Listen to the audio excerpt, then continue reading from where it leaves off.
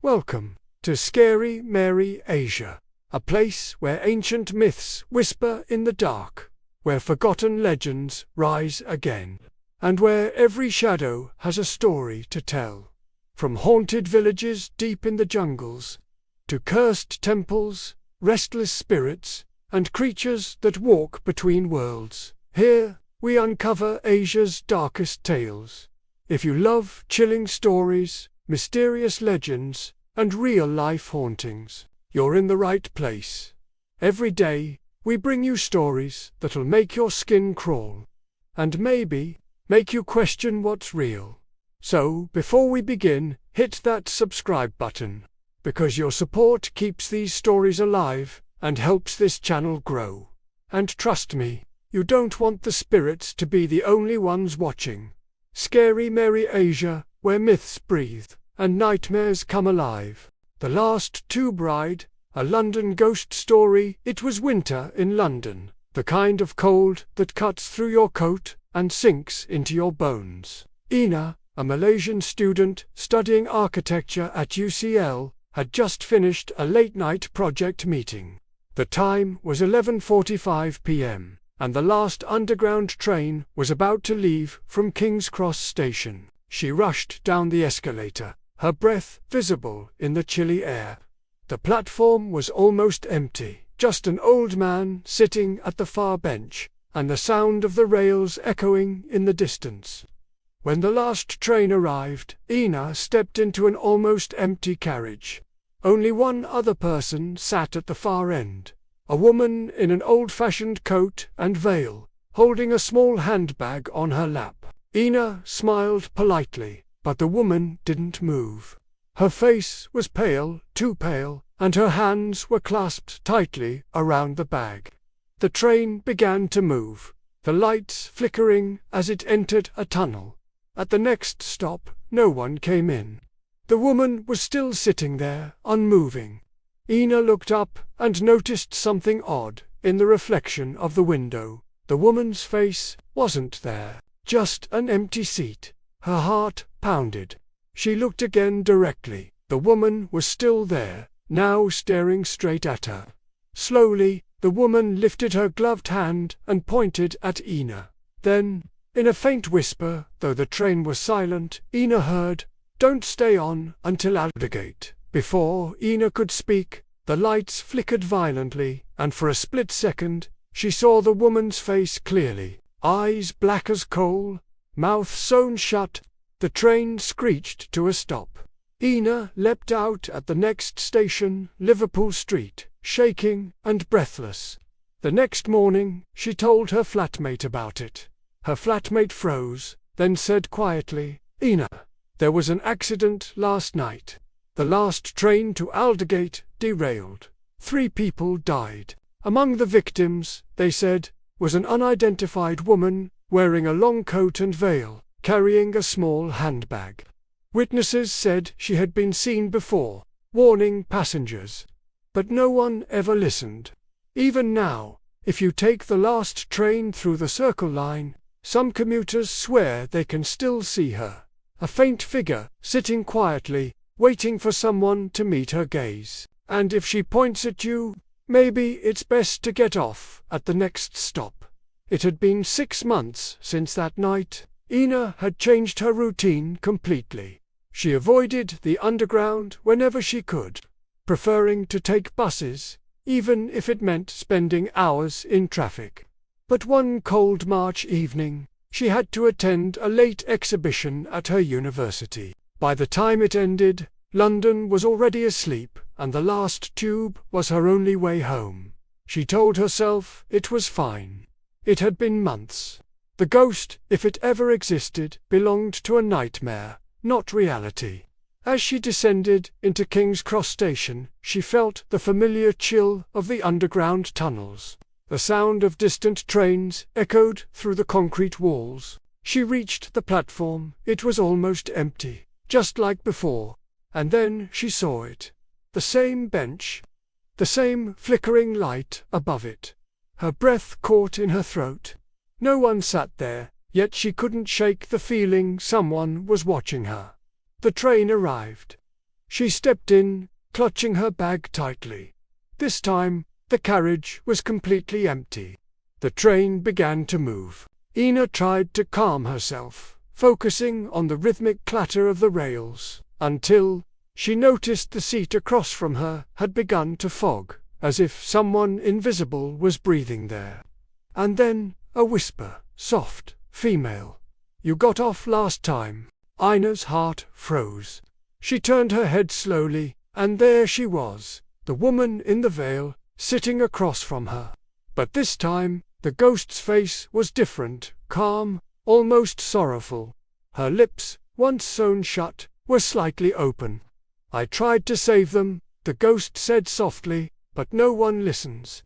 They only run." Ina whispered back, her voice trembling. "Who are you?" The ghost tilted her head. The lights flickered, and suddenly, Ina was no longer in the moving train. She stood in a dark tunnel, water dripping from the ceiling, the air thick with the smell of iron and oil. In front of her was a derailed carriage, sparks still glowing faintly. People lay motionless on the floor, and the ghost, the same woman, was kneeling beside them, touching each one gently before fading away. Ina gasped, clutching her chest. The scene dissolved, and she was back in the train. The ghost gone. Only the whisper remained. "Don't forget me. Aldgate still remembers." The train stopped at her station. When she stepped out, Ina turned to look back into the carriage. On the window, written in the condensation, were 5 words, faint but clear: "Next time. Don't be alone." The doors closed, and the train disappeared into the tunnel. Since that night, Ina never rode the tube again. But sometimes, when she passed by King's Cross, she felt a presence behind her, the scent of old perfume and something faintly metallic. Londoners still talk about the woman in the veil, seen only on the last train to Aldgate. Some say she's a warning. Others whisper she's waiting for someone to join her, and maybe that someone is Ina. After months of avoiding the underground, Ina found herself drawn back. Every night she dreamed of the same tunnel, the same whisper, the same line of words. Next time, don't be alone. She started researching. Old transport records, local archives, forgotten newspaper clippings from 1941. Buried in them, she found a name. Margaret Hale, a nurse who devolunteered during the Blitz. She died in a train that was hit during a bombing near Aldgate Station. Dozens perished, their bodies never identified until months later. Survivors swore they saw a woman in a long coat and veil guiding passengers toward safety before the explosion. Ina felt the air go cold around her as she read. That was the face she'd seen. One Friday evening she made her choice. She left her phone at home, took a small candle from her student flat, and rode the last train from King's Cross, the same line, the same hour. The carriage was empty. She placed the candle on the seat beside her, and whispered, "Margaret, if you can hear me, I'm listening." For a long moment, nothing. Then the candle flame bent sharply toward the window. Though there was no wind, a reflection appeared beside her own. The veiled woman, clearer than ever, eyes soft and human. "You came back," the ghost said. "Someone had to remember," Ina answered. Margaret reached out. Her hand didn't touch. It passed through, leaving a trail of frost on Ina's sleeve. "They were trapped," the ghost whispered. "I tried to save them. I never found the light." Ina felt tears sting her eyes. "Let me help you find it." When the train entered the dark stretch before Aldgate, the lights flickered violently, then all at once went out. For a heartbeat there was only silence and the faint hiss of brakes. In the blackness, Ina saw dozens of dim figures filling the carriage. Men in soot-stained coats, women clutching children, eyes reflecting candlelight. Margaret turned to them, lifted her hand, and the tunnel around them filled with the sound of rushing air, like a long exhale after years of holding one's breath. The figures began to fade, one by one. Margaret looked back at Ina, her voice now peaceful. "Thank you. It's over." When the lights came back on, Ina was alone. The candle had melted into a puddle of wax. At the window, a faint outline of letters shimmered before vanishing. Safe now. Ina never saw the ghost again. But sometimes on quiet nights she rides the tube without fear. And once in a while, when the train slows near Aldgate, a gentle perfume drifts through the carriage, and commuters feel a sudden warmth, as if someone invisible is making sure they all get home. 15 years later, Dr. Ina Rahman stood on the new Aldgate Memorial Station, her design finally complete. Glass and steel curved upward like the ribs of a cathedral. Daylight poured into the tunnels below. She had become one of London's leading architects, famous for blending history and memory into her work. At the heart of the station stood a single bronze plaque, in memory of those lost in the Aldgate line. 1941.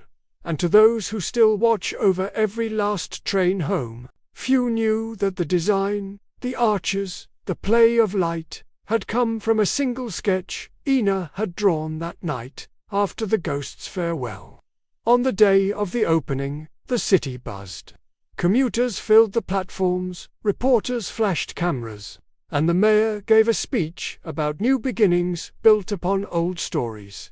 But, as the crowd thinned, Ina lingered by the edge of the platform. The evening train roared through, and just for an instant, in the reflection of the carriage windows, she saw a woman in a veil standing behind her. The woman smiled. Ina smiled back. The next second, the train was gone, leaving only the faint scent of jasmine and iron, the smell she could never forget.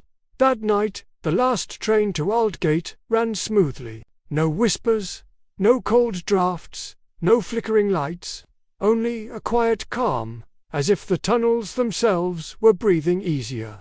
And somewhere, perhaps between the echoes of the rails, a voice whispered softly, "We're home." Thank you for watching. If you enjoyed the video, please subscribe to the channel and don't forget to like, share, and comment.